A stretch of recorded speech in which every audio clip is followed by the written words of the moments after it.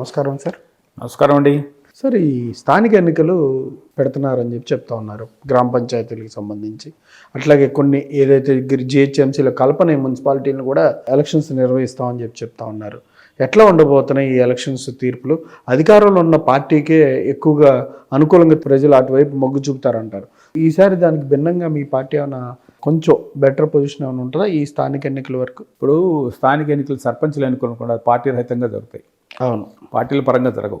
అవును. So first of all A election conduct చేయాలన్నా సరే, ఇప్పుడు వాళ్ళు ఏదైతే కులగణన చేశాము, దీని గురించి దేశవ్యాప్తంగా మా గురించి గొప్పగా చెప్పుకుంటారు, చాలా సక్సెస్ అయిందన్నారు. మీరు ముందు 42% ఇంప్లిమెంట్ చేయాలి కదా. 42% ఇంప్లిమెంట్ చేయాలంటే ఇప్పుడున్న టైం షెడ్యూల్ ఎక్కడ సరిపోతుంది మీకు?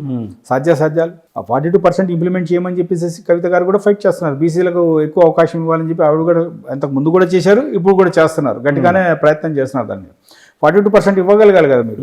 ఒకటి. రెండోది, పార్టీ పరంగా జరిగిన చోట మటుగా డెఫినెట్గా బీఆర్ఎస్ పార్టీ అప్పర్ హ్యాండ్లో ఉంటుంది, దాంట్లో ఏమాత్రం డౌట్ లేదు. పార్టీ పరంగా జరిగితే మాత్రం జరిగిన ఏదైతే మున్సిపాలిటీస్ ఈ పార్టీ సర్పంచ్ల ఎన్నికలు అంటారా, గెలిచిన తర్వాత వీడు మావాడే అంటాడు, వాడు మావాడే అంటాడు.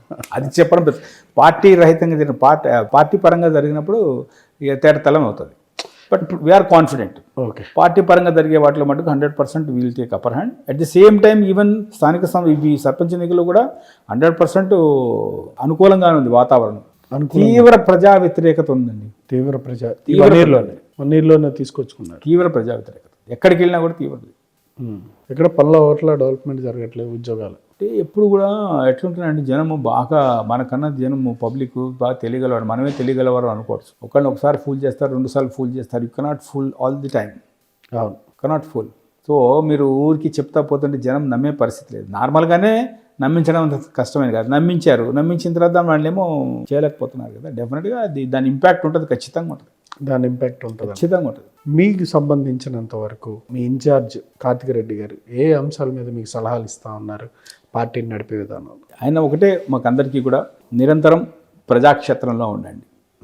ప్రజల సమస్యలే మనకు ఇంపార్టెంట్. ముందు ప్రజా సమస్యల మీదే ఎక్కువగా మీరు నిలదీయండి. ప్రతి కార్యక్రమంలో ప్రతి దాంట్లో ఆయన చెప్పేది అది. మీ ఎమ్మెల్యే గారు శ్రీధర్ బాబు గారిని కలిసి కొన్ని కోట్ల రూపాయలు నిధుల కోసం ప్రయత్నాలు చేస్తున్నారు, ఆల్రెడీ అడుగున్నారు అని చెప్తా ఉన్నారు. ఆయన ఏమైనా చేస్తారా డెవలప్మెంట్?